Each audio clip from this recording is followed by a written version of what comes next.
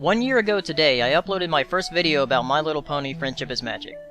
It was a very short and crappy video, and I was still a scrub when it came to making narrative videos on YouTube. I had already watched the entirety of Season 1 about a week earlier, but I didn't make a video about it because I was trying to stay focused on a different community on YouTube. But ponies took over my mind and my channel. Since I couldn't stop thinking about the show, and Season 2 was about to start, I decided I would start doing reviews of the episodes. It was something that I could do each week and try to keep a consistent schedule of releasing videos. My reviews were short and to the point. I didn't give them a score, I just put out my opinion on each episode every week. I also posted them on Equestria forums, a site I became a part of in the very beginning when I started watching the show.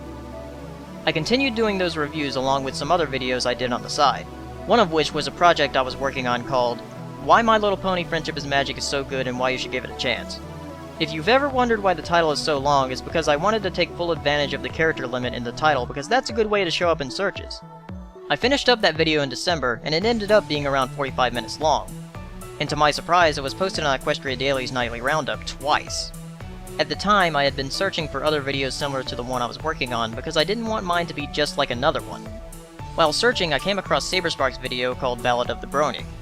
I watched it and found it to be very different from my own video.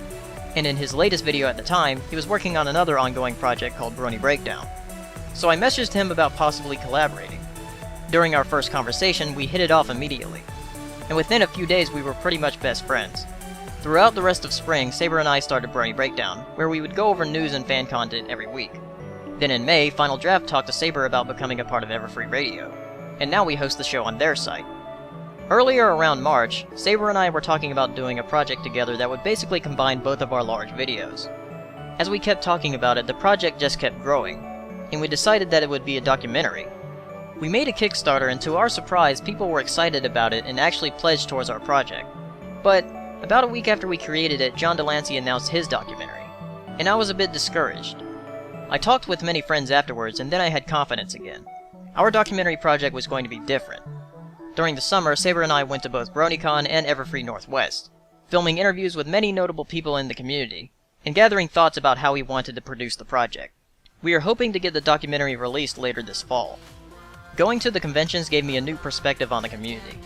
Before I had only been to meetups here in North Carolina, which are still very nice, but meeting people I had been talking to online for many months was a great feeling. As far as my videos go, I hope to continue doing this for as long as the show is running, and for as long as the fandom survives.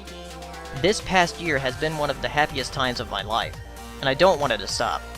I've come a long way since that video I posted a year ago. I've met a lot of amazing people. I don't want to make anyone feel left out, so I'll just say thank you for being my friend. And to my subscribers, thank you for watching. You're starting a life and